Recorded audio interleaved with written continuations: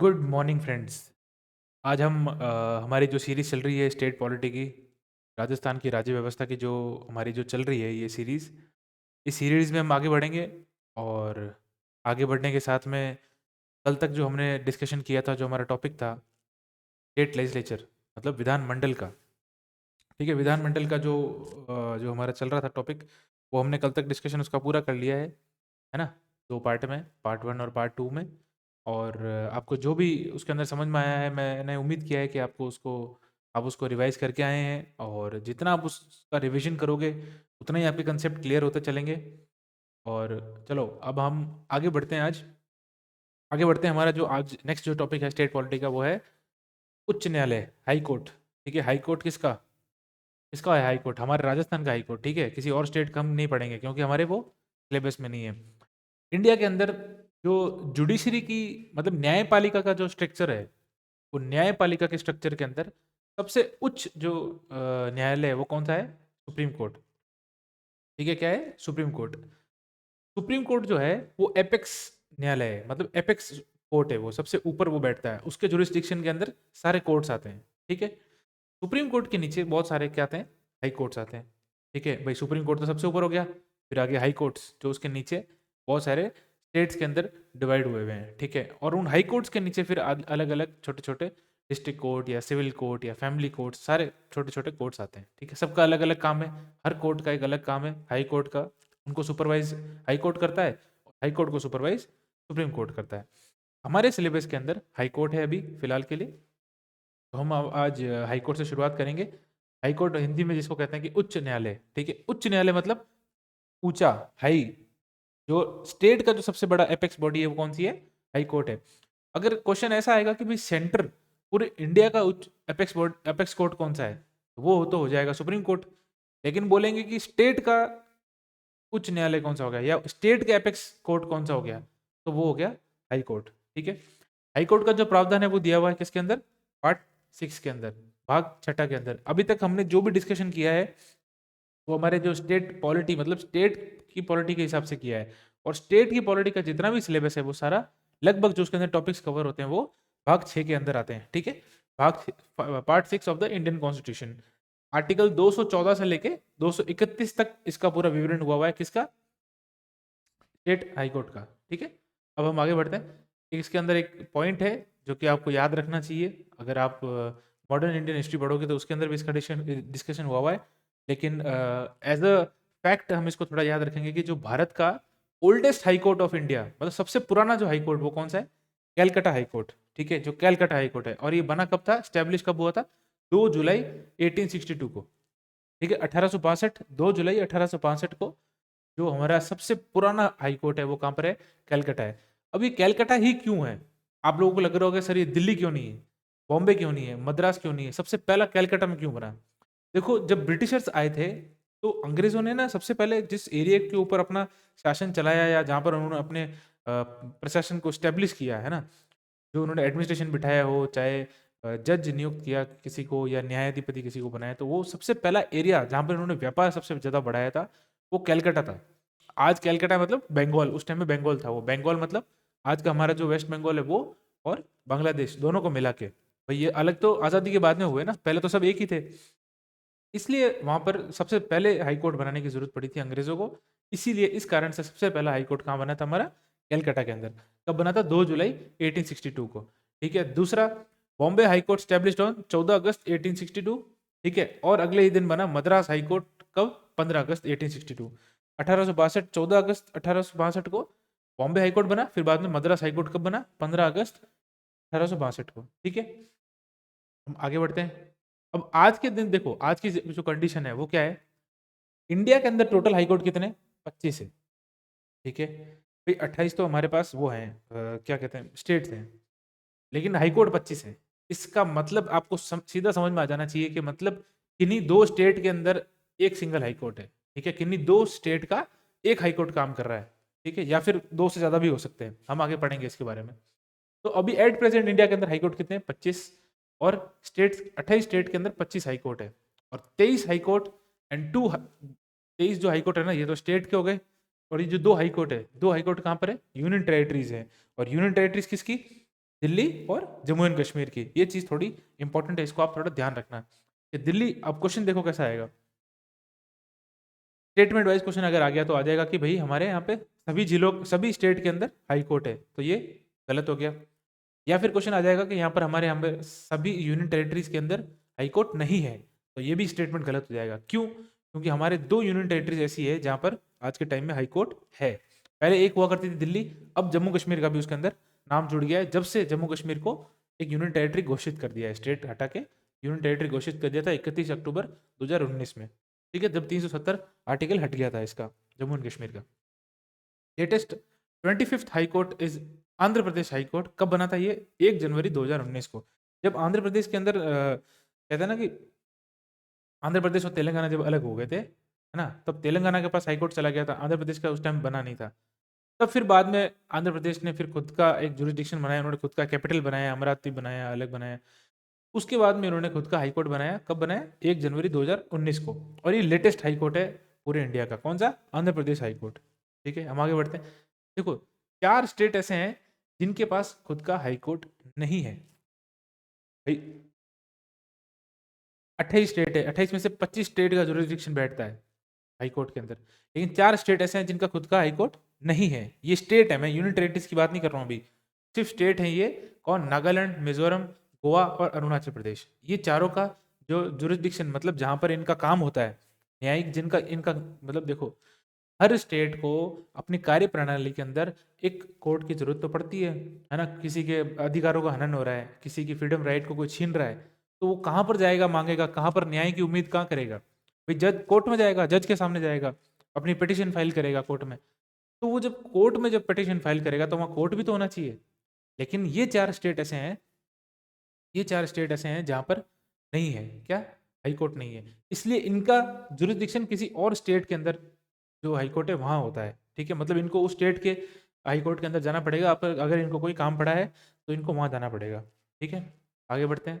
ये 4 ध्यान रखना, इनकी ट्रिक मैंने बनाई थी, नगमा, NGMA, नगमा। इससे आप ध्यान रखते हैं कि ये 4 स्टेट ऐसे हैं जिनकी हाई कोर्ट की जो बेंच है वो इनके खुद के स्टेट में नहीं है, किसी और स्टेट में है। इनको वहाँ जाकर अपना काम करवाना पड़ता है। ठीक है, भाई 3 तो ये हो गए नॉर्थ ईस्ट के हो गए, नागालैंड, मिजोरम और अरुणाचल प्रदेश। ये ध्यान रखना, 3 तो हो गए नॉर्थ ईस्ट के, और एक अलग से कौन हो गया?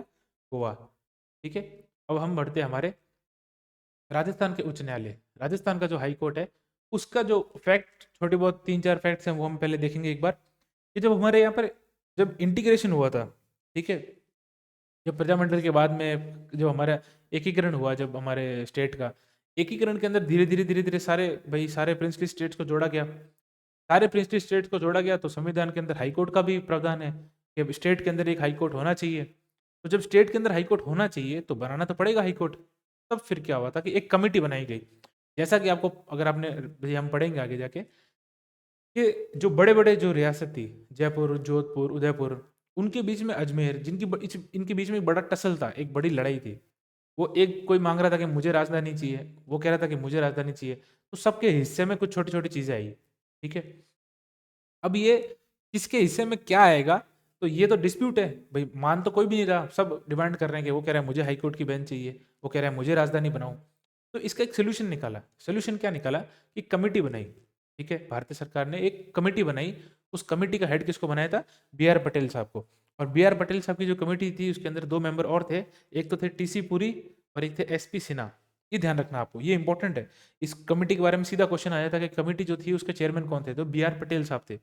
इन B.R. पटेल साहब की जो कमेटी थी, इन्होंने पूरा विश्लेषण किया कि किसको क्या देना चाहिए। ठीक है, और फिर बाद में इनकी जब रिपोर्ट आई उसके अंदर इन्होंने एक सजेशन दिया कि जो कैपिटल है वो जयपुर के पास रहेगा। जो कैपिटल है वो हम जयपुर को देंगे। उसके बहुत सारे कारण हैं, क्योंकि जयपुर के अंदर पानी की समस्या नहीं है। ठीक है, देखो कैपिटल जोधपुर भी हो सकता था, लेकिन जोधपुर के अंदर थोड़ी पानी की समस्या है। और इस चीज़ को उन्होंने पहले देखा था भाई। आज के देखो, अब तो खैर हम तो जैसा चाहते हैं कि पानी की कभी दिक्कत हो ही नहीं, स्टेट के अंदर किसी सिटी के अंदर ना हो।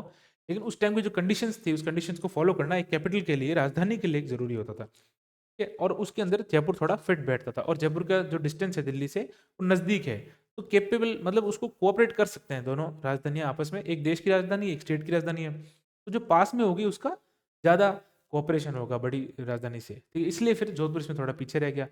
लेकिन जोधपुर के भाग्य के अंदर B.R. पटेल साहब की कमेटी ने क्या दिया, हाई कोर्ट दिया कि भैया हाई कोर्ट की जो बेंच रहेगी, मुख्य पीठ जो रहेगी हाई कोर्ट की, जो मेन बेंच रहेगी वो कहाँ रहेगी, जोधपुर के अंदर रहेगी। इसलिए राजस्थान का जो हाई कोर्ट है वो एक्चुअली में जो मेन हाई कोर्ट है वो कहाँ है, जोधपुर के अंदर है। उसकी बेंच जो है, खंडपीठ जो उसकी दूसरी है, वो कहाँ पर है, जयपुर के अंदर है। ठीक है।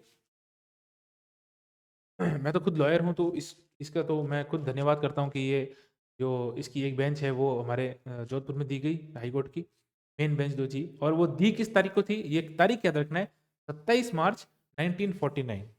27 मार्च 1949, 27 मार्च 1949 को जोधपुर को डिक्लेयर, मतलब ये बताया था कि भाई हम जोधपुर को ये हाई कोर्ट देना चाहते हैं, इसकी एक बेंच, मेन जो बेंच है वो देना चाहते हैं। ठीक है, आगे बढ़ते हैं। High court was inaugurated in Jodhpur on 29 अगस्त 1949। ठीक है, ये भाई देखो तारीख के अंदर डिस्टेंस देखो, सिर्फ इतना सा है, 27 मार्च और 29 अगस्त। 27 मार्च और 29 अगस्त, 27 मार्च को तो डिक्लेयर हो गया। अब इसका इनॉग्रेशन कब हुआ, 29 मार्च 1949 को जोधपुर के अंदर हाई कोर्ट की इनॉग्रेशन हुआ। ठीक है, आगे बढ़ते हैं। First chief justice of Rajasthan high court. भाई देखो, बहुत ज़्यादा जब कोई नई चीज़ जब कोई नई चीज़ का इनॉग्रेशन होता है ना कंट्री के अंदर या स्टेट के अंदर, तो उनको एक चीफ जस्टिस तो बनाना ही था, लेकिन थोड़ा जल्दी बनाना था, इसलिए इनको बाद में हटाया भी गया था। लेकिन जो फर्स्ट थे वो कौन थे, कमलकांत वर्मा जी। ये first chief justice of high court थे, हाई कोर्ट के पहले चीफ जस्टिस, जज नहीं कह रहा हूँ मैं, जजों का जो ऊपरी सुप्रीम बैठता है चीफ जस्टिस, वो कौन थे पहले, कमलकांत वर्मा जी। इससे पहले राजस्थान से पहले ये कहाँ पर चीफ जस्टिस थे, इलाहाबाद हाई कोर्ट के अंदर। इलाहाबाद हाई कोर्ट से इनको ट्रांसफर कहाँ गया था, राजस्थान हाई कोर्ट के अंदर। ये कुछ छोटे तथ्य हैं, ये फैक्ट्स हैं, इनको थोड़ा ध्यान रखना जरूरी है, क्योंकि एग्जाम के अंदर सीधा क्वेश्चन यहाँ से उठा के फिर डाल देता है एग्जामिनर कि ये जो कमलकांत वर्मा जी थे, जो हमारे पहले चीफ जस्टिस थे, ये राजस्थान हाई कोर्ट में आने से पहले किस हाई कोर्ट के चीफ जस्टिस थे, तो किसके थे, Allahabad high court, Allahabad high court UP का। ठीक है, आगे बढ़ते हैं। President passed orders on 31 January 1977 and reinstituted Jaipur bench. भाई पहले जयपुर बेंच को तो बोला था कि हाँ, क्योंकि लोड पड़ता है तो एक स्टेट की दो बेंच तो होनी चाहिए, क्योंकि इतना बड़ा स्टेट है एरिया वाइज, तो वहाँ से इस कोने तक कोई कैसे आएगा, तो जयपुर बेंच को डाला गया था। लेकिन भैया विद्रोह हटा दिया उन्होंने बाद में कमेटी के कहने पे, तो वहाँ के लोगों में वापस मतलब विद्रोह हुआ और काफ़ी डिमांड उठी, सदन के अंदर भी काफ़ी डिमांड हुई कि हमको एक जयपुर की एक बेंच चाहिए। तो फिर बाद में फाइनली 31 जनवरी को प्रेसिडेंट साहब ने साइन किया, 31 जनवरी 1977 को जयपुर बेंच डिक्लेयर की गई थी राजस्थान के अंदर। ठीक है, इन राजस्थान टोटल 36 डिस्ट्रिक्ट कोर्ट्स है, ये फिगर ध्यान रखना। भाई बाकी फिगर आप भूल जाओ तो कोई दिक्कत नहीं है, सीधा क्वेश्चन आ जाता है कि डिस्ट्रिक्ट कोर्ट कितने हैं राजस्थान के अंदर, तो कितने, 36 है अभी तक, टोटल 36 है, जिसमें से जोधपुर बेंच पे ज़्यादा है 19 डिस्ट्रिक्ट कोर्ट, और जयपुर बेंच पे 2 कम है 17 डिस्ट्रिक्ट कोर्ट। 19 डिस्ट्रिक्ट कोर्ट कहाँ पर है, जोधपुर पे, क्योंकि जोधपुर का एरिया लार्ज है ना, थोड़ा बड़ा मेन बेंच है ना, तो मेन बेंच में थोड़ी ज़्यादा ही डिस्ट्रिक्ट कोर्ट होंगे। और जयपुर में कितने, 17 डिस्ट्रिक्ट कोर्ट हैं। ठीक है, एक इसमें फिगर, एक जिसमें फैक्ट की बात है वो ये है कि राजस्थान के अंदर 2 डिस्ट्रिक्ट ऐसी है, भाई बाकी डिस्ट्रिक्ट का छोड़ो, 33 डिस्ट्रिक्ट में से 2 डिस्ट्रिक्ट ऐसी है, बाड़मेर और नागौर, जिनके जो डिस्ट्रिक्ट कोर्ट है वो जिला मुख्यालय के अंदर नहीं है। डिस्ट्रिक्ट जो कोर्ट है वो मेन डिस्ट्रिक्ट के अंदर नहीं है, वो बाहर है। कहाँ पर है, बाड़मेर का तो है बालोतरा में। ठीक है, जो बालोतरा जिन्होंने देखा होगा उनको पता होगा कि बालोतरा के अंदर वहाँ पर डिस्ट्रिक्ट कोर्ट है। बाड़मेर का कहाँ बसता है, बालोतरा के अंदर। और नागौर का कहाँ पर है, मेड़ता के अंदर। ये एक फैक्ट है जो तो आपको थोड़ा ध्यान रखना है इसके बारे में। आगे बढ़ते हैं। Maximum tenure of chief justice, सबसे लंबा कार्यकाल किसका था एज अ चीफ जस्टिस, तो कैलाश नाथ वांचू का था।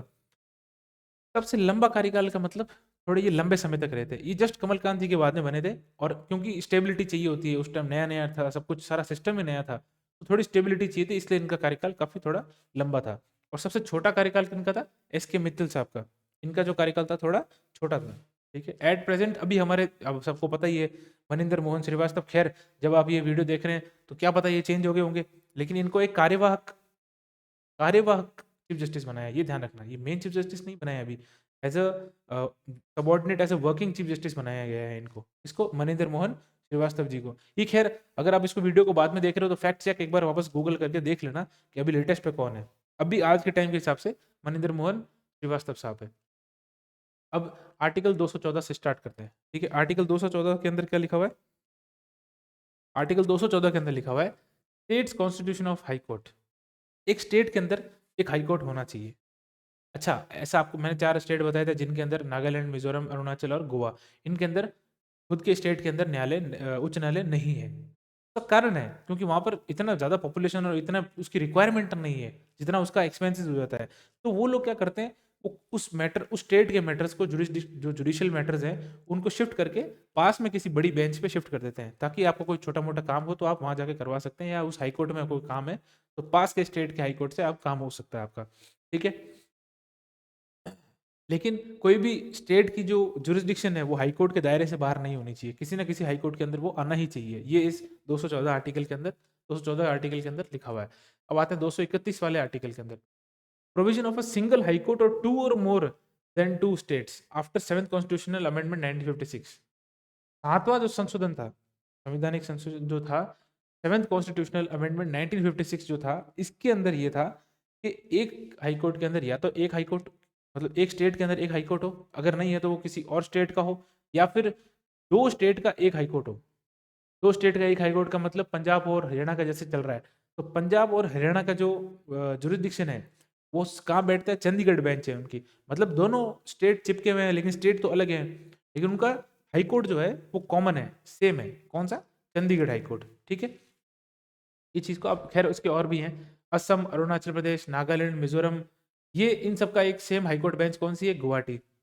ठीक है, अभी जो गुवाहाटी हाई कोर्ट है, इसमें असम का भी कहाँ जुरिस्डिक्शन है, मतलब असम का भी कोई जुडिशियल मैटर है, न्यायिक मैटर है, तो वो जाएंगे। अरुणाचल का भी है, नागालैंड का भी है और मिजोरम का भी है। इन चारों स्टेट का कहाँ पर है? गुवाहाटी के अंदर है। ये आपको ध्यान रखना है। ठीक है, जैसे पंजाब और हरियाणा का कहाँ पर है? चंडीगढ़ में, वैसे इन चार स्टेट का कहाँ पर है? गुवाहाटी के अंदर है। ठीक है, आगे हम और इसको हम पढ़ेंगे, और भी स्टेट्स और यूटीज हैं। अब आर्टिकल 241, आर्टिकल 241 क्या कहता है कि union territory can also have their own high court.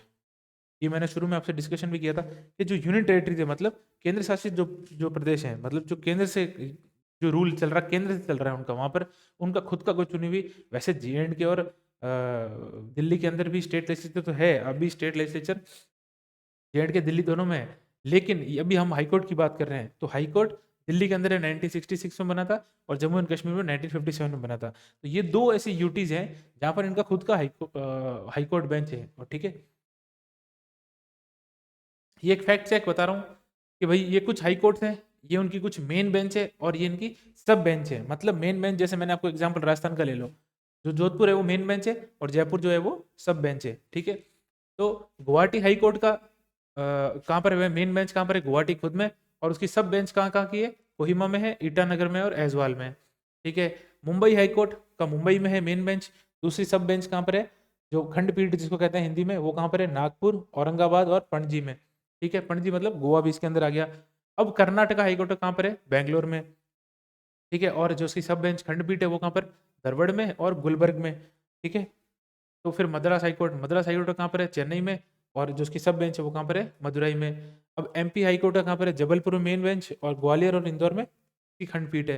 Kolkata high court में, कोलकाता के अंदर मेन बेंच है, और जलपाईगुड़ी जलपाईगुड़ी और पोर्ट ब्लेयर मतलब अंडमान एंड निकोबार।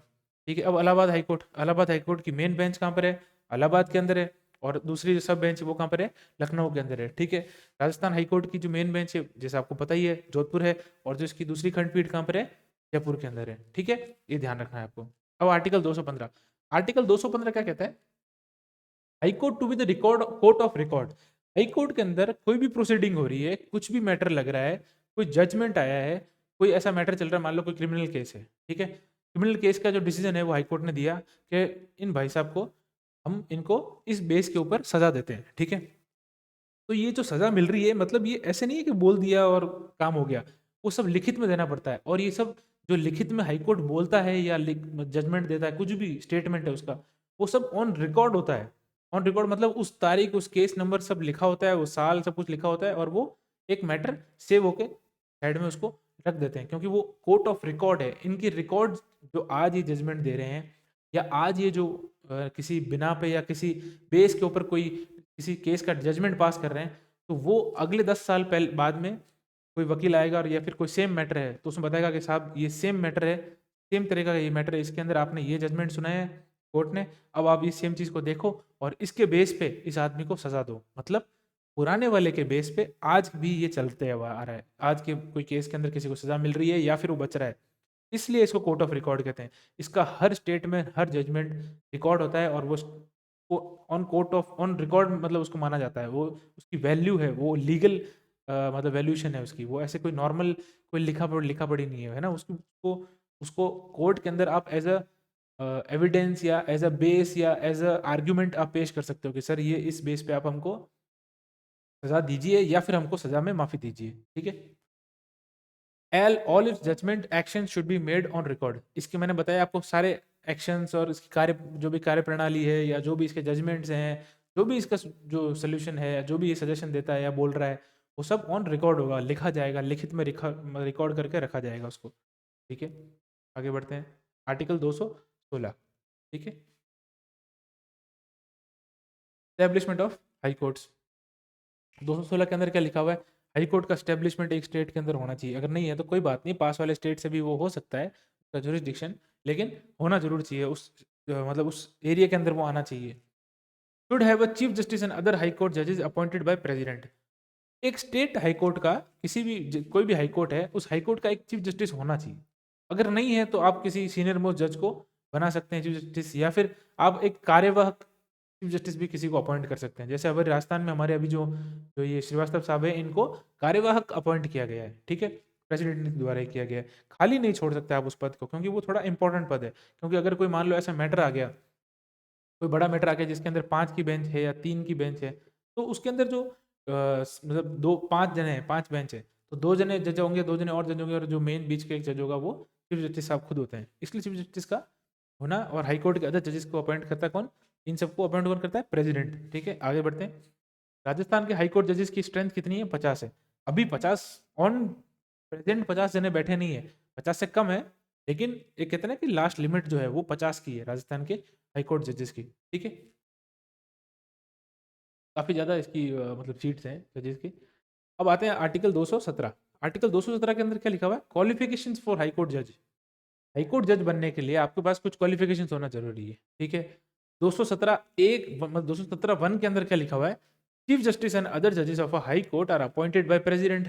पहली चीज तो सिंपल चीज ये, तो इनको अपॉइंट कौन कर रहा है? इनको अपॉइंट हमारे राष्ट्रपति साहब कर रहे हैं। अपॉइंटमेंट कौन कर रहा है? राष्ट्रपति साहब कर रहे हैं। ठीक है। President appoints chief justice of high court after suggestion of collegium. भाई अपॉइंट तो प्रेसिडेंट साहब कहते हैं, लेकिन प्रेसिडेंट साहब जो हैं वो एडवाइस लेते किससे हैं? वो पूछते किसको हैं कि हाँ आप लोग रिपोर्ट लाइए, मुझे बताइए कि मैं किसको चीफ जस्टिस बनाऊं। वो कोलेजियम सिस्टम है। कोलेजियम सिस्टम के अंदर बड़े सीनियर जजेस होते हैं, वो सब, और चीफ जस्टिस साहब भी होते हैं, उस हाई कोर्ट के भी होते हैं, सुप्रीम कोर्ट के भी होते हैं। वो मिल के डिसाइड करते हैं कि हाँ अब इस आदमी को हम इस बिना पे इसको प्रमोट करते हैं और इनको हम हाई कोर्ट से सुप्रीम कोर्ट लाना चाहते हैं, या फिर हाई कोर्ट जज से हम इनको चीफ जस्टिस ऑफ किसी हाई कोर्ट के बनाना चाहते हैं। ठीक है। तो कोलेजियम सिस्टम ऐसे चलता है। तो प्रेसिडेंट साहब किसकी एडवाइस से या किसके सजेशन से कोलेजियम सीजीआई बनाते हैं या chief justice of high court बनाते हैं? वो कोलेजियम सिस्टम से बनाते हैं। और कोलेजियम सिस्टम में सीजीआई खुद होते हैं, मतलब चीफ जस्टिस ऑफ इंडिया खुद होते हैं, और सीनियर जजेस ऑफ सुप्रीम कोर्ट भी होते हैं इसके अंदर। और ये किससे एडवाइस लेते हैं? दूसरा आदमी कौन होता है जिससे एडवाइस लेते हैं? वो होता है governor of the state. Governor से भी एडवाइस ली जाती है, सजेशन लिया जाता है, सलाह मशवरा किया जाता है उनसे भी कि आप बताइए कि आपके स्टेट के अंदर हम इनको, कॉलेजियम ने ये नाम लिया है, आप भी एक नाम दे दो, फिर हम तीनों से सब तीनों का जो है उनका आंकलन करके और एक chief justice of state high court को हम अपॉइंट कर देंगे या किसी भी जज को अपॉइंट कर देंगे। और तीसरा कौन होता है? Chief justice of that state high court. अगर जज हाई कोर्ट जज को अगर अपॉइंट कर रहे हैं तो उसके अंदर chief justice of that high court, उस हाई कोर्ट के चीफ जस्टिस की भी राय ली जाती है कि भाई जो स्टेट के जो चीफ जस्टिस साहब हैं उनसे भी आप राय लो। वो खुद बताएंगे कि भैया हम इस आदमी को चाहते हैं कि ये बने हाई कोर्ट का जज। ठीक है। तो 3 किन की लेते हैं? पहले तो प्रेसिडेंट साहब किसकी एडवाइस लेते हैं? कॉलेजियम की। दूसरा गवर्नर इन द स्टेट, और तीसरा chief justice of that state high court. ठीक है। उसी हाई कोर्ट के चीफ जस्टिस साहब।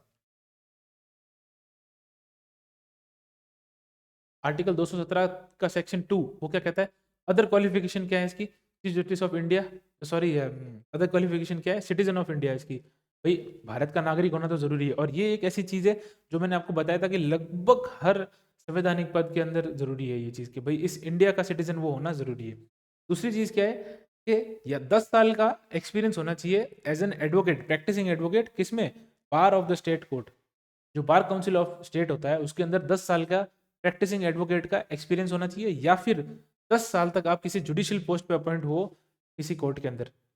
ठीक है, 10 साल तक किसी जुडिशियल पोस्ट के ऊपर आप अपॉइंट हो किसी कोर्ट के अंदर, या फिर 10 साल का एडवोकेट का प्रैक्टिस का आपके पास एक्सपीरियंस हो, तो आप बनेंगे हाई कोर्ट के जज। और नो मिनिमम एज रिक्वायर्ड, कोई मिनिमम एज का फैक्टर नहीं है। जैसे एमएलए बनने के लिए 25 साल चाहिए, एमएलसी बनने के लिए 30 साल का चाहिए, तो इसके अंदर कोई मिनिमम क्वालिफिकेशन नहीं है कि भैया आपको 25 साल का होना जरूरी है या 30 साल का होना जरूरी है। नो डाउट कि मैंने आज तक कभी यंग जज नहीं देखा है, क्योंकि ये इतना मेच्योर और कहते हैं ना कि काफ़ी सोच समझ के किसी चीज़ को गहराई से सोच समझ के डिसीजन देने वाली ये न्यायमूर्ति है। ये न्याय पूरा इनके ऊपर डिपेंड करता है, लोगों की ज़िंदगी या तो बन सकती है या उजड़ सकती है। इसलिए मैंने कोई आज तक यंग कोई जज नहीं देखा है, एक्सपीरियंस्ड और खूब मेहनत किए हुए उस फील्ड के मतलब कहते हैं ना खिलाड़ी जो हैं बड़े-बड़े, जिन्होंने उस फील्ड के अंदर पूरी अपनी लाइफ झोंक दी है, उनको जजेस बनने का मौका मिलता है, और वो लोग सोसाइटी, ताकि वो सोसाइटी के अंदर एक चेंज ला सके, एक इम्पैक्ट क्रिएट कर सकें। ठीक है? इसलिए कोई मिनिमम एज रिक्वायर्ड नहीं है। अब 217 का जो तीसरा जो सेक्शन है उसके अंदर क्या लिखा हुआ है कि retirement age of high court जज इज 62 ईयर्स। जो रिटायरमेंट एज है हाई कोर्ट जज की वो कितनी होनी चाहिए? 62 ईयर्स, मतलब 62 साल तक तो आप जज हो, लेकिन 62 साल के बाद में आपका जो है वो रिटायरमेंट का टाइम आ जाएगा। आपको 62 साल के बाद में आपको रिटायर होना पड़ेगा, ये लास्ट एज है 62। इन 15th कॉन्स्टिट्यूशनल अमेंडमेंट जो एज है वो 60 से 62 हो गई। 62 तो भाई है, मैं बता रहा हूँ, लेकिन ये 60 थी पहले और 62 तक कब हुई? 15th constitutional amendment. 15th constitutional amendment के अंदर ये बोला गया कि भाई 60 तो बहुत कम है, क्योंकि वहां तक आते आते ही तो एक्सपीरियंस होता है इंसान को, जज बनने लायक होता है वो, और उस टाइम पे आएगा और आप उसको हटा दोगे, भाई रिटायर हो जाओ, घर चले जाओ, ऐसा नहीं होगा। उसको 60 से 62 कर दिया। ठीक है, मुझे लगता है कि आने वाले टाइम में ये 62 से भी बढ़ जाएगा, ये लगभग 64 65 तक चला जाएगा। Any question arises being on the claim of age, final decision is of president after consultation with chief justice of India. अगर उनकी एज पे कोई मुद्दा बन जाए, कोई एज पे कोई डिस्प्यूट आ जाए कि सर आपकी एज में कोई दिक्कत है, आप 60 के मतलब नहीं, 61 62, मतलब कोई किसी भी तरह की कोई कंट्रोवर्सी है एज से रिलेटेड, उसमें फाइनल डिसीजन किसका होगा? प्रेसिडेंट का। लोग चीफ जस्टिस ऑफ इंडिया पर टिक करके आते हैं, नहीं। संसद पर टिक करके आते हैं, नहीं। प्रेसिडेंट का रहता है, क्योंकि अपॉइंट कौन कर रहा है? प्रेसिडेंट कर रहे हैं। प्रेसिडेंट साहब जब खुद अपॉइंट करेंगे तो हटाने का भी उनके पास ही है, लेकिन इसमें वो एडवाइस किसकी लेंगे? एडवाइस लेंगे चीफ जस्टिस ऑफ इंडिया साहब, इंडिया की, क्योंकि ये कॉलेजियम के हेड होते हैं, इनको पता होता है कि हाँ भाई ये चीज़ें चल रही है, ये सबसे सलाह मशवरा करेंगे चीफ जस्टिस साहब खुद, और आगे जाके इनको बताएंगे, रिपोर्ट देंगे, और फाइनली ये डिसीजन देंगे। ठीक है, तो प्रेसिडेंट साहब का डिसीजन जो होता है वो फाइनल होता है। अब आर्टिकल 219 के अंदर कुछ नहीं, सिंपल सी चीज़ है, ओथ है। ओथ जो होती है वो चीफ जस्टिस और या फिर जो और दूसरे जजेस हैं हाई कोर्ट के, उनको दिलवाता कौन है? गवर्नर साहब दिलाते हैं। क्या? किस स्टेट के? उसी स्टेट के जिसकी वो जुरिस्डिक्शन है कोर्ट की, तो वो स्टेट का जो गवर्नर होगा वो इनको ओथ दिलाएगा। किसको?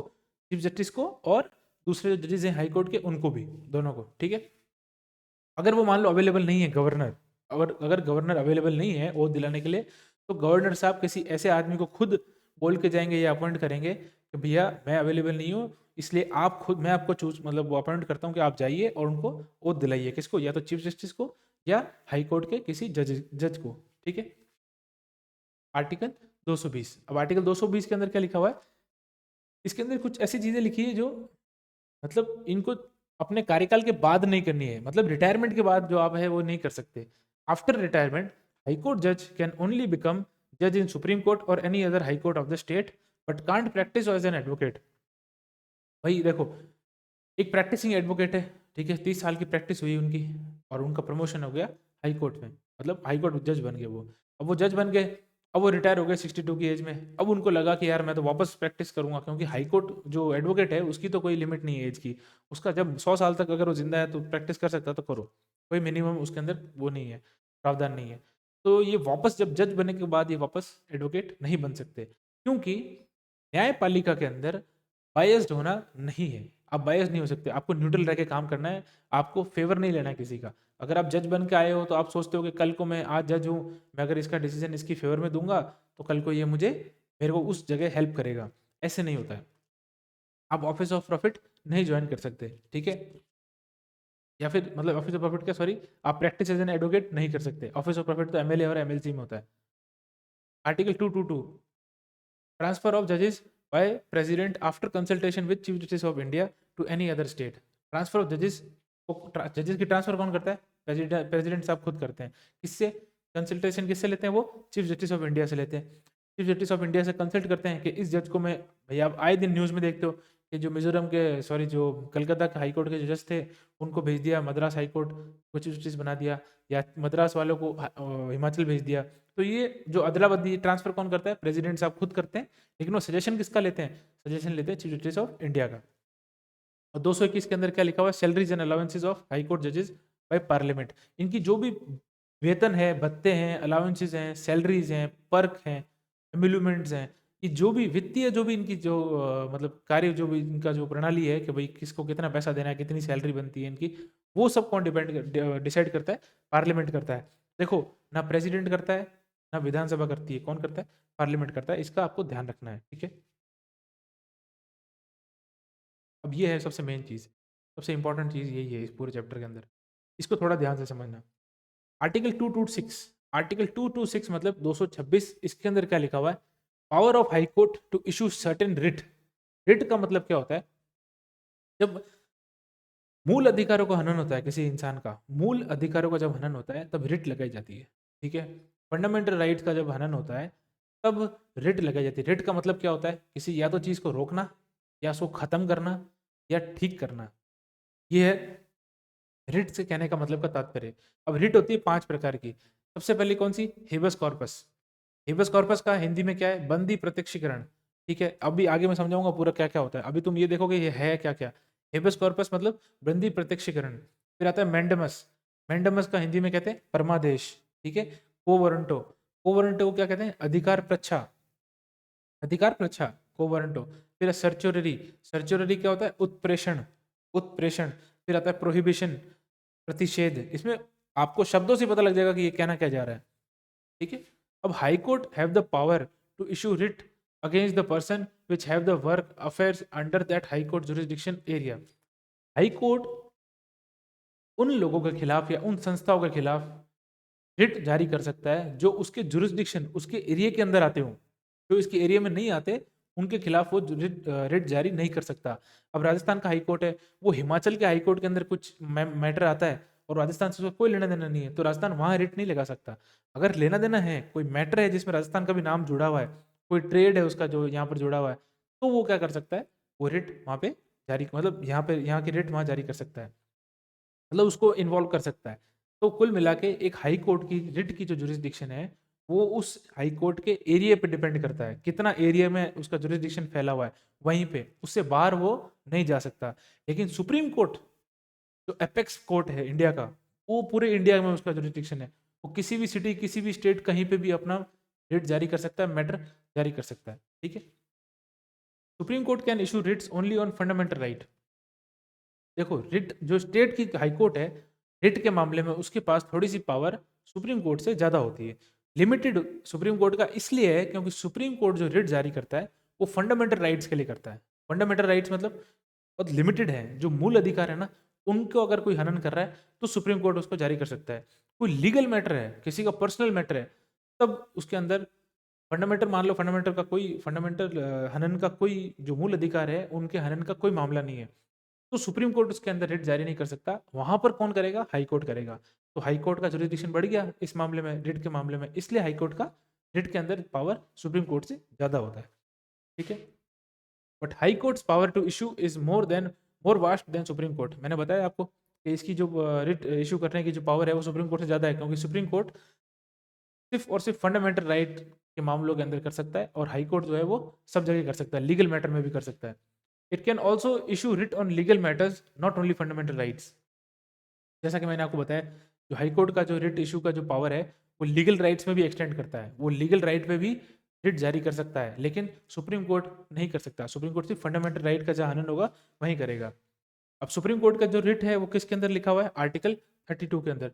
और हाई कोर्ट रिट का किसके अंदर लिखा हुआ है? आर्टिकल 226 के अंदर। ये थोड़ा ध्यान रखना, फैक्ट सीधा क्वेश्चन आ जाता है इससे भी। Supreme court jurisdiction is all over India, but high court jurisdiction is it's area of state jurisdiction. ये मैंने आपको बता दिया। सुप्रीम कोर्ट का जो क्षेत्राधिकार है वो पूरे इंडिया के अंदर है, और हाई कोर्ट का कहाँ पर है? सिर्फ उस स्टेट, पर्टिकुलर स्टेट के अंदर है, ठीक है। Right to property is a legal right, ये आपको पता ही है भाई। पहले फंडामेंटल राइट थी, फिर बाद में इसको संशोधन करके इसको हटा दिया गया। जब हमारे यहाँ सीजिंग एक्ट लगा इंडिया के अंदर, तब इसको हटा दिया गया।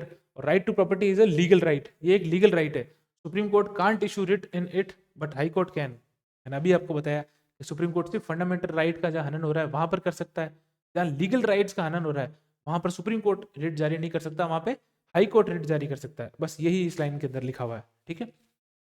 अब 5 तरह की रिट है। 5 तरह की रिट के अंदर सबसे पहले कौन सी है? हेबस कॉर्पस, बंदी प्रत्यक्षीकरण। सीधी सी बात है, इसका जो इंग्लिश में मतलब वो क्या है? We have the body of, हमारे पास फिजिकल मतलब फिजिकल अपीयरेंस किसी इंसान का होना बहुत जरूरी है। कैसे आप किसी के ऊपर कुछ भी सजा डाल दोगे बिना उसको कोर्ट के अंदर अपीयर किए हुए? इसका मतलब यही है, any person detain behind bars must be presented before court within 24 hours if the allegation is valid और इनवैलिड। ये एकदम चेक करेगा कोर्ट। किसी मान लो आपको किसी पुलिस वाले ने उठाया और जेल में डाल दिया, ठीक है। अब उस पुलिस वाले के ऊपर ये मतलब ये रूल है कि उसको 24 आवर्स 24 घंटे के अंदर अंदर आपको मजिस्ट्रेट के सामने या किसी भी मतलब कोर्ट में आपको पेश करना पड़ेगा उसको, ठीक है, 24 घंटे के अंदर अंदर। ये है हेबस कॉर्पस की रेट। और 24 घंटे जब वो आपको वहाँ पे पुलिस वाला आपको लेके जाता है तो उसको बताना पड़ेगा कि उसने आपको क्यों उठाया, किस कारण से उठाया। अगर वो वैलिड है और वाकई में आपने कुछ गलती की है या आपने कोई क्राइम किया है तो वो क्या जज साहब कह देंगे कि हाँ ठीक है, मैं आपको इसको 10 दिन की जेसी देता हूँ, मतलब जुडिशियल कस्टडी, इसको जेल में डालो, पूछताछ करो इससे। मान लो आपने कुछ नहीं किया है, आप एकदम छोटा कोई मैटर था या आपको ऐसे ही उठाया पुलिस वाले ने या आप बरी हो गए जो भी है, तो वो आपको वहीं से फ्री कर देंगे और बोलेंगे घर जाओ। देखो इस रिट का होना क्यों जरूरी है बताऊं? Generally by courts to police, ये कोर्ट है ना किसको करती है? पुलिस को करती है हेबस कॉर्पस, ये रिट। इसका मतलब यही है कि किसी भी इंसान के जो उसके खुद के जो उसके अधिकार है उनका हनन नहीं हो। ऐसे ही आप किसी को उठा के जेल में नहीं डाल सकते, उसके अधिकारों का, ह्यूमन राइट्स का वायलेशन है ये, मानवाधिकार का ये उल्लंघन है कि आप किसी को उठाया आपने मनुष्य को और डाल दिया आपने जेल में, आपकी मर्जी हुई, आपने खाकी पहन रखी तो आप कुछ भी करोगे। ऐसा नहीं होता है, आपको 24 घंटे में उसको मजिस्ट्रेट साहब के सामने लाना पड़ेगा और बताना पड़ेगा कि साहब इसने ये गलती करी है। अगर कोर्ट को लगेगा कि हाँ गलती करी है तो उसको सजा मिल जाएगी। अगर उस कोर्ट को लगेगा कि नहीं ये बेकसूर है, इसने कुछ नहीं किया है, तो कोर्ट छोड़ देगी आपको, ठीक है। अगली जो हमारी रिट है वो है मैंडमस, ठीक है। मैंडमस का मतलब होता है परमादेश। इसका मतलब ये है वी कमांड, मतलब हम किसी को कमांड देते हैं, आदेश दे रहे हैं, हम आपको आदेश देते हैं कि, ये इस रिट का मतलब ये है। जो हाई कोर्ट है वो किसी को कमांड कर रहा है कि आप, हम आपको बोल रहे हैं, हम आप सुपीरियर अथॉरिटी हैं, हम आपसे ऊपर की अथॉरिटी हैं, आप हमसे लोअर अथॉरिटी हैं, हम आपको ये आदेश देते हैं कि आप जाके ये काम करिए, ठीक है। ये मैंडेमस रिट में, मान लो कोई काम नहीं कर रहा है और किसी आदमी उससे परेशान है तो उसने कोर्ट में रिट लगाई मैंडेमस की, सर ये आदमी ये काम नहीं कर रहा है, तो कोर्ट क्या करेगा? जाइए और काम करिए, ये रिट लगाएगा उसको। वीक कमांड मतलब आदेश देगा कोर्ट, ठीक है, मैंडेमस के अंदर। This is given by high court to public official, public body, a corporation and inferior court, मतलब छोटा कोर्ट, अ ट्रिब्यूनल। ट्रिब्यूनल तो आपको पता ही है, जब दो जगह बैठ के जब आर्बिट्रेशन होता है उनका वो। और mandamus can not be issued to a private person, ये ध्यान रखना। मैंडेमस किसी प्राइवेट पर्सन को ये इशू नहीं हो सकता। कोई घर पे सो रहा है और कोई रिट जारी नहीं कर सकता उसको मैंडेमस की कि चलिए उठिए सुबह 7 बजे, हाई कोर्ट का ऑर्डर है, ऐसा नहीं होता है, ठीक है। ये प्राइवेट पर्सन को नहीं होता है, ये एक पब्लिक बॉडी किसी पब्लिक ऑफिशियल को, जिसका काम है, जिसकी ड्यूटी है वो करना, तब उसको ये जो हाई कोर्ट है ये ऑर्डर देगा कि आप ये करिए, ठीक है। ये है मैंडेमस की, परमादेश की writ. Mandamus cannot be issued against president and governors और chief justice of high court to perform his judicial capacity. जो मैंडेमस की रिट है इसके अंदर दिया हुआ क्या है कि भैया आप अपना काम करिए, हम आपको कमांड देते हैं। तो ऐसे तो हाई कोर्ट प्रेसिडेंट साहब को बोलेगा कि प्रेसिडेंट साहब आपको कल 5 बजे उठना है और ये काम करना है, तो प्रेसिडेंट और गवर्नर को ये रिट इशू नहीं हो सकती, ये इसके जुरिस्डिक्शन से बाहर है, किसके? मैंडेमस की रिट से बाहर है ये। और chief justice of high court या chief justice of high court भी इसकी कैपेसिटी से बाहर है। कैपेसिटी मतलब अब मान लो कोई जज साहब है, ठीक है, उनकी चीफ जस्टिस से बनती नहीं है, तो वो क्या करेंगे? चीफ जस्टिस साहब को परेशान करने के लिए वो एक रिट, मान लो ऐसा अगर हो तो, है नहीं वैसे, लेकिन अगर हो तो मैंडेमस की रिट जारी करते हैं और बोल दें कि चीफ जस्टिस साहब कल आपको सुबह 5 बजे उठना है। तो चीफ जस्टिस साहब ये कैटेगरी से बाहर है, ये जुडिशियल कैपेसिटी है, ये मैंडेमस की रिट से बाहर है वो, ठीक है। उनके ऊपर कोई ऑब्लिगेशन नहीं है, ठीक है। तो प्राइवेट पर्सन को ये नहीं हो सकता, किसी पब्लिक ऑफिशियल को या पब्लिक बॉडी को ही ये हो सकता है इशू। उसके अंदर प्रेसिडेंट, गवर्नर और chief justice of that high court बाहर है उनसे, ये उनके अंदर नहीं आते। अब आगे बढ़ते हैं, आगे हमारा आता है को वारंटो का। को वारंटो का हिंदी मतलब अधिकार परीक्षा। बाय व्हाट अथॉरिटी और वारंट, आपके पास क्या अधिकार है, किसने अधिकार दिया आपको ये काम करने का, ये पूछता कौन है, कोर्ट। किसके थ्रू पूछता है, को वारंटो, याद रखना, को वारंटो, अधिकार परीक्षा के according. To prevent illegal usurpation of a public office by a person, कोई ऐसा आदमी है, ठीक है, कोई ऐसा नॉर्मल आदमी, प्राइवेट आदमी है, उसने कोई ऐसी पब्लिक या संवैधानिक पद के ऊपर वो बैठ गया है जिसके ऊपर वो अवेलेबल नहीं है बैठने के, जो उसके हक के बाहर है, लेकिन वो जबरदस्ती बैठ गया वहां कब्जा करने के लिए, ठीक है, ताकि मैं उसके पद के ऊपर बैठ के और सारे उल्टे काम करूं, सारी चोरियां करूं। तब फिर क्या बात होगी कि हाईकोर्ट ये रिट जारी करेगा को वारंटों की, और बोलेगा कि हम आपसे पूछते हैं कि आप किस अथॉरिटी से यहाँ बैठे हो, आपके पास क्या क्या क्वालिफिकेशन से कि आप यहाँ बैठे हो, आपके पास कोई वारंट है, क्या चीज़ है, कुछ नहीं है तो आप यहाँ से उठिए, ये सीट जो है ये आपके लिए नहीं है, ठीक है। टू प्रिवेंट इलीगल अरेस्टेशन, मतलब कोई गैर कानूनी कोई कब्जा ना करे, इसलिए ये रिट लगती है। Through this writ the court inquires into a legality of a claim of a person to a public office, ताकि कोई सार्वजनिक पद पर कोई व्यक्ति अवैध रूप से आसीन ना हो। किसी सार्वजनिक पद मतलब किसी पब्लिक पोस्ट के ऊपर कोई, मतलब कोई अवैध आदमी आके उसके ऊपर कब्जा ना करे, कोई बैठ ना जाए, ठीक है, ये गलत चीज है। तो इसके ऊपर इसका ध्यान कौन रखेगा, खुद हाई कोर्ट रखेगा, ठीक है। ये किसके अंदर आएगा, को वारंटो के अंदर आएगा। Can't be issued against private और मिनिस्टर्ड ऑफिस, ये मैंने आपको बता ही दिया कि किसी भी प्राइवेट पर्सन के ऊपर ये रिट जारी नहीं होगी, ठीक है। इसका हिंदी में अनुवाद क्या है, हम पूछते हैं कि आपने किस अधिकार से यह पद ग्रहण किया, बाय व्हाट अथॉरिटी, किस अधिकार से ये पद आपने ग्रहण किया, यही पूछ रहा है, तो यही पूछता है वो, ठीक है। आगे बढ़ते हैं हम। चौथी है सर्च्योररी की, हिंदी में जिसका मतलब है उत्प्रेषण, सर्च्योररी हिंदी में उत्प्रेषण। टू बी इन्फॉर्म्ड, आप हमको इन्फॉर्म कीजिए ताकि हम आपको सर्टिफाई कर सकें। मंगा लेना है, जिसका मतलब होता है कोई आपने किसी के बारे में, किसी मैटर के बारे में इंफॉर्मेशन, कोई सबूत आपने मंगा लिए, ताकि आप उसको क्लियरली और न्याय रूप, मतलब एकदम न्यूट्रल होकर आप उसके ऊपर डिसीजन दे सको। हिंदी में इसको बोलेंगे मंगा लेना, मतलब हिंदी मतलब इसका एक अनुवाद है कि भाई इसका कहने का सेंस क्या है, मंगा लेना। This is issued by high court to lower court in authority or tribunal ordering them either to transfer a case pending with them to itself or quash their order in a case. कोई छोटा court है, high court से जो नीचे court आते हैं, lower court है, district court है, सेशन कोर्ट है, उसके अंदर कोई मैटर है और हाई कोर्ट को लग रहा है कि ये लोग इसके साथ इंसाफ नहीं कर रहे, ये लोग गलत कर रहे हैं, ठीक है, ये बायस्ड है, इनकी प्रोसीडिंग्स बायस्ड है, ये कुछ मिली भगत है इनके अंदर, तो कोर्ट क्या करेगा, इन्फॉर्मेशन मंगाएगा कि आप मुझे इन्फॉर्मेशन दे दो, मैं आपसे हाई कोर्ट हूँ, मैं आपसे ऊपर का कोर्ट हूँ, आप मुझे इन्फॉर्मेशन दो, मैं देखूंगा कि इसके अंदर क्या मैटर है। अगर या तो वो पेंडिंग जो केस चल रहा है उसको खुद ट्रांसफर खुद के पास कर लेगा कि ये मैटर कल से मैं देखूंगा, अगर कोर्ट को लगता है कि नहीं कैपेसिटी से बाहर है, तो कोर्ट क्या करेगा कि भाई गलत है, पूरी प्रोसीडिंग गलत है, सब झूठ है, तो क्या करेगा, उसको काट देगा, क्वैश कर देगा, तोड़ देगा उसको, वहीं पे खत्म कर देगा उस केस को। ये हाईकोर्ट के पास पावर है, और ये किस रिट के अंदर आता है, सर्चुररी, उत्प्रेषण, ठीक है। उच्च न्यायालय किसी निचली अदालत से किसी मामले की रिव्यू पुनरीक्षण, ये ध्यान रखना, रिव्यू पुनरीक्षण सुनवाई के लिए अपने पास मंगा सकता है।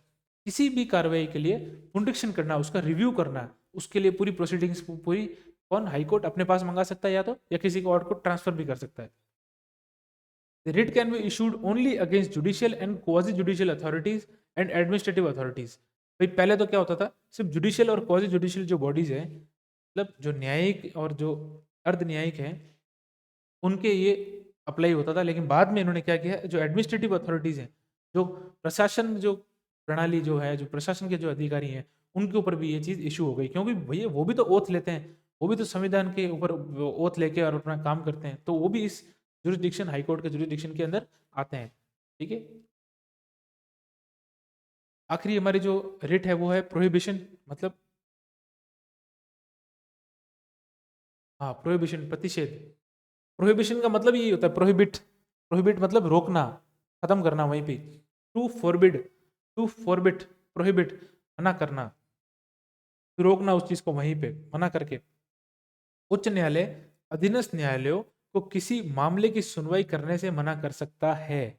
इसका मतलब जो हाई कोर्ट है वो नीचे वाली अदालत, लोअर कोर्ट को किसी मामले की सुनवाई के लिए मना कर सकता है कि ये जो सुनवाई है ये आप नहीं सुनेंगे, ये हम ऑर्डर दे रहे हैं आपको इस रेट से, ये मैटर जो है ये अब हाई कोर्ट के अंदर सुना जाएगा, इसको आप हाई कोर्ट में भेजिए। इसलिए कहते हैं ना कि हाई कोर्ट का जो मैटर है, मतलब जो रिट का जो कहते हैं ना वास्ट बढ़ जाता है उसका, हाई जो जुरिस्डिक्शन है, जो उसकी पावर है रिट को लेके, सुप्रीम कोर्ट से ज़्यादा हाई कोर्ट की है। ठीक है, वो इतने छोटे से लीगल मैटर हो, चाहे किसी का अधिकारी को हनन हो, कहीं पैसों का सिविल मामला हो, क्रिमिनल मामला हो, तो सबके अंदर ये रिट जो है जारी कर सकते हैं। ठीक है, only issue to judicial and quasi judicial, उसमें तो एडमिनिस्ट्रेटिव को भी कर रहे थे, लेकिन प्रोहिबिशन किसको कर सकते हैं, रोक किसको सकते हैं, सिर्फ जुडिशियल को या अर्ध न्यायिक को, न्यायिक या अर्ध न्यायिक बॉडीज को। ठीक है, आर्टिकल 228। अब आर्टिकल 228 के अंदर क्या लिखा हुआ है, high court can transfer cases of one subordinate court to another subordinate court. High court क्या कर सकता है, एक सबॉर्डिनेट कोर्ट का केस जो पेंडिंग चल रहा है, हाई कोर्ट को लगता है कि यार ये इसके अंदर काम नहीं बैठ रहा है, ना ये लोग ढंग से काम कर रहे हैं, तो वो लोग क्या करेंगे, उस सबॉर्डिनेट केस का मामला किसी दूसरे सबॉर्डिनेट केस को ट्रांसफर कर सकते हैं। ये पावर किसके पास है, ये पावर हाई कोर्ट के पास है। ऑफ कोर्स सीधी सी बात है भाई, उच्च न्यायालय है, स्टेट का सबसे बड़ा एपेक्स कोर्ट है स्टेट का, तो वही कर सकता है, उसके पास ये पावर है ट्रांसफर करने की। ठीक है, article 230, power of high courts jurisdiction over union territories. High court की पावर यूनियन टेरिटरी के ऊपर, केंद्र शासित प्रदेश के ऊपर जो उसका पावर है, वो आर्टिकल 230 के अंदर है। जैसे कि कोलकाता हाई कोर्ट का जो जुरिस्डिक्शन है वो अंडमान निकोबार इसके अंदर आता है। ठीक है, मद्रास हाई कोर्ट के अंदर पुडुचेरी आता है, केरला हाई कोर्ट के अंदर लक्षद्वीप आता है। ठीक है, Punjab and Haryana high court के अंदर चंडीगढ़ आता है, और मुंबई हाई कोर्ट के अंदर दादर एंड नागर हवेली भी आता है और दमन एंड दीव भी आता है। दो यूनियन टेरिटरी है ना, दादर एंड नागर हवेली भी आता है, दमन एंड दीव भी आता है, तो इस चीज का आपको ध्यान रखना है। ठीक है, अब है आर्टिकल 231। आर्टिकल 231 है वो क्या कहता है, power vested by union for high courts. केंद्र का हाई कोर्ट से, मतलब उच्च न्यायालय से, केंद्र का उच्च न्यायालय से कितना पावर है और क्या क्या क्या पावर रखता है केंद्र इस मामले में, हाई कोर्ट के मामलों में कहाँ कहाँ पे बीच में आता है, कैसे आता है। देखो ज्यादा तो नहीं आता है, आ ही नहीं सकता, लेकिन अपॉइंटमेंट के अंदर आता है, टेन्योर के अंदर आता है, उसके रिमूवल के अंदर आता है। कैसे आता है बताता हूँ अभी। ठीक है, जैसे अपॉइंटमेंट है, अपॉइंटमेंट जैसे है, मतलब उसको अपॉइंट कौन कर रहा है, जजेस को या chief justice of high court को कौन कर रहा है, प्रेसिडेंट साहब कर रहे हैं। और प्रेसिडेंट साहब होते कौन है भाई, यूनियन गवर्नमेंट के पार्ट है, वो तो यूनियन गवर्नमेंट की तो पार्ट है, उनको इलेक्ट कौन कर रहा है, यूनियन गवर्नमेंट ही कर रही है। एक तरह से देखा जाए उनके पास बहुमत है, तभी तो वो कर पा रहे हैं। तो अपॉइंटमेंट कौन कर रहा है, प्रेसिडेंट कर रहा है, मतलब केंद्र शासित का, केंद्र का इसके ऊपर मतलब शासन का है, होल्ड है, तभी तो वो कर रहे हैं अपॉइंट। फिर है रिमूवल, हटा कौन रहा है, प्रेसिडेंट खुद हटाता है। किसकी एडवाइस से हटाता है, एडवाइस ऑफ पार्लियामेंट, सदन की एडवाइस से हटाता है। कौन हटाता है, प्रेसिडेंट हटाता है। ठीक है, फिर आता है ट्रांसफर, चेंज कौन कर सकता है, प्रेसिडेंट कर सकता है। जजेस का ट्रांसफर कौन करता है, प्रेसिडेंट साहब कर सकते हैं। ठीक है, और एज का जो मैटर है मैंने आपको पहले बताया था कि भाई उसकी एज के अंदर कोई भी डिस्प्यूट क्रिएट होता है, कोई भी डिस्प्यूट आ गया है ना, तो उसके ऊपर फाइनल डिसीजन किसका होगा, प्रेसिडेंट का होगा। पर वो भाई नो डाउट वो जो एडवाइस है वो चीफ जस्टिस ऑफ इंडिया से लेंगे, लेकिन फाइनल डिसीजन किसका होगा, प्रेसिडेंट साहब का होगा। तो जब फाइनल डिसीजन प्रेसिडेंट साहब का है, तो मतलब जो केंद्र है उनका कुछ रोल तो है न्यायपालिका के अंदर। इसीलिए ये जो आर्टिकल है, इस आर्टिकल के अंदर क्या लिखा हुआ है, power vested by union for high courts. संघ का कितना रोल है हाई कोर्ट के अंदर, ये रोल है। ठीक है, अब हाई कोर्ट के पास फ्रीडम क्या क्या है, फ्रीडम ये है कि अपॉइंटमेंट ऑफ जजेस through advices of collegium which does not have political interference. Simple सी बात है, जब जजों को अपॉइंट किया जाता है, ठीक है, तो अपॉइंट क्या किया है मैंने आपको बताया था कि वो किससे एडवाइस लेते हैं, प्रेसिडेंट साहब कोलेजियम से लेते हैं। कोलेजियम में कौन होते हैं, सिर्फ जजेस होते हैं, बाहर का कोई आदमी नहीं होता, कोई नेता नहीं होता, कोई सीएम नहीं, कोई गवर्नर नहीं, कोई पॉलिटिक्स नहीं, कुछ नहीं, सिर्फ कॉलेजियम में जजेस होते हैं। वो आपस में डिस्कशन करते हैं कि हाँ ये आदमी भाई लायक है, ये आदमी डिजर्व करता है, और इस आदमी की एक्सपीरियंस काउंट होती है, ये आदमी सब जगह फिट बैठता है, इस आदमी को जज बनाओ। तो कॉलेजियम प्रॉपर एक इनका हाई कोर्ट का ही, मतलब कोर्ट्स का ही ये, मतलब जो ये लीगल फील्ड है इसी की चीज़ है ये, कि कोई बाहर के किसी आदमी को एंटरटेन नहीं करते ये, तो इसके अंदर पॉलिटिकल इंटरफेरेंस नहीं होता है। ठीक है, इसलिए कॉलेजियम सिस्टम से जो अपॉइंटमेंट होता है जजेस, वो फ्रीडम ऑफ हाई कोर्ट के अंदर काउंट होता है, इतनी हाई कोर्ट के अंदर पावर है, फ्रीडम है। ठीक है, फिर इनका टेन्योर कितना है, 62 की आयु तक। रिमूवल प्रोसीजर इज टफ, इस रिमूवल प्रोसीजर इज टफ का मतलब क्या होता है, जब इम्पीचमेंट जो उसका प्रोसीजर है हाई कोर्ट के जज का, वो बहुत लंबा है भाई, पहले सदन में जाओ, फिर वहां से पास, फिर प्रेसिडेंट, ये वो, इतना नहीं होता है। और खैर रिमूवल हुआ है पहले भी जजेस का हुआ है, लेकिन ये प्रोसीजर टफ है, इसलिए इनको सेफ्टी मिल जाती है कि हाँ भैया हमारे कार्यकाल तो 62 तक चलेगा, हम जजेस बने रहेंगे। और दूसरी बात 62 की आयु तक, भाई आप 61 के हो और ऐसे ही कोई रैंडम आए और बोले कि हट जाओ, नहीं आप ऐसा नहीं होता है। आपकी एज 62 तक आप फिक्स हो गए, आप जज रह के काम करोगे, ठीक है। सैलरी और वेजेस कितने, they can't be altered after appointment. जो सैलरी और वेजेस जिनको मिलेंगे उसको आपके अपॉइंटमेंट के बाद कोई चेंज नहीं कर सकता। भाई अपॉइंटमेंट से पहले तो कर सकते हैं, भाई लाख रुपए हैं, ठीक है, और किसी स्टेट ने कर दिया कि अब इनको 90,000 रुपए देंगे, अपॉइंटमेंट से पहले कर सकते हैं। अपॉइंटमेंट हो गया तो उससे, अपॉइंटमेंट के टाइम पे 1 लाख रुपए थी, तो उसको बढ़ा सकते हो, उसको कम नहीं कर सकते। 1 लाख से कम नहीं आ सकते, उतनी सैलरी तो उसको मिलेगी ही मिलेगी, ठीक है। ये इनको फ्रीडम मिलता है। अब जुरिस्डिक्शन ऑफ हाई कोर्ट क्या है, appeals of district court judgement can be made before high court of both civil and criminal matter. District court के अंदर जो भी मैटर चल रहे हैं, उन मैटर, चाहे वो सिविल मैटर हो चाहे वो क्रिमिनल मैटर हो, ठीक है। सिविल का मतलब जिसके अंदर कोई बहुत बड़ा हीनियस क्राइम नहीं हुआ हो, और क्रिमिनल के अंदर जहां पर जान मान का नुकसान हुआ है, वो हो गया क्रिमिनल मैटर। तो इन दोनों मैटर, सिविल और क्रिमिनल मैटर्स के अंदर जो भी जजमेंट डिस्ट्रिक्ट कोर्ट ने दिया है, उसको आप अपील कहाँ कर सकते हैं, हाई कोर्ट के अंदर। उसको चैलेंज कर सकते हैं, उसको अपील कर सकते हैं कि साहब ये डिस्ट्रिक्ट कोर्ट ने ये जजमेंट सुनाई है, हम इससे अग्री नहीं करते, आप इसके अंदर रिव्यू पिटिशन जो हम डाल रहे हैं उसको आप स्वीकार कीजिए और इस मैटर के अंदर आप संज्ञान लीजिए, सुनिए आप इस मैटर को, ठीक है। तो डिस्ट्रिक्ट कोर्ट का मैटर हाई कोर्ट में जा सकता है। दूसरा, those matter in which district court has ordered sentence of 7 years, 7 साल या 7 साल से ज्यादा की सजा डिस्ट्रिक्ट कोर्ट ने किसी मैटर में दे दी है, तो वो जो सजा है उसके खिलाफ आप अपील कहाँ कर सकते हैं, हाई कोर्ट के अंदर कर सकते हैं। ये भी पावर किसके पास है, हाई कोर्ट के पास है। मतलब डिस्ट्रिक्ट कोर्ट से नीचे के कोर्ट में आप अपील नहीं कर सकते, आपको ऊपर वाले कोर्ट में ही जाना पड़ेगा। हाई कोर्ट ने मना कर दिया, आप सुप्रीम कोर्ट भी जा सकते हैं, ठीक है। वहां अगर मना होता है तो फिर आप अगेन रिव्यू रिव्यू पिटिशन डाल सकते हैं। होता है, बहुत केसेस में होता है। अगर मान लो सबने मान लिया कि अब आपको सजा मिलेगी, तो सजा फिर मिल के रहेगी। इसलिए हाई कोर्ट के पास डिस्ट्रिक्ट कोर्ट, सेशन कोर्ट, इन सब कोर्टों से ऊपर वो अपेक्स बॉडी है स्टेट की, इसलिए उसके पास थोड़ी पावर ज़्यादा रहती है। तो हमने अब आज हाई कोर्ट जो टॉपिक है हमारा, वो हमने लगभग पूरा डिस्कशन कर दिया है, ठीक है। और आगे हम जो नेक्स्ट टॉपिक होगा उसको हम आगे कवर करेंगे। हाई कोर्ट के अंदर आप सबसे मेन चीज़ अगर मैं आपको बताऊं, जो क्रक्स बताता हूं, जो लास्ट टाइम में आपको काम आएगी, जो रिट है इसकी, पांचों रिट, रिट आप उसको पूरा लर्न कर लीजिए। दूसरा, जो सीजीआई है, चीफ जस्टिस ऑफ इंडिया है, sorry chief justice of high court है, वो उनका रिमूवल क्या है, उनको अपॉइंट कौन कर रहा है, गवर्नर ओथ दिला रहा है, ये सब चीज़ों का आप ध्यान रखना है। और आर्टिकल, किस आर्टिकल के अंदर क्या क्या लिखा है, तो आप रिवाइज करना। हम इस सीरीज के अंदर अगली जो हमारी क्लास होगी, अगली जो हमारा टॉपिक होगी, उसके साथ मैं आपको वापस मिलूंगा। तब तक आप रिवाइज करना ना भूलें। पॉलिटी मैंने आपको बताया वही गेम है, रिवीजन का गेम है पूरा, ठीक है। तो मिलते हैं अगली क्लास में। Thank you so much.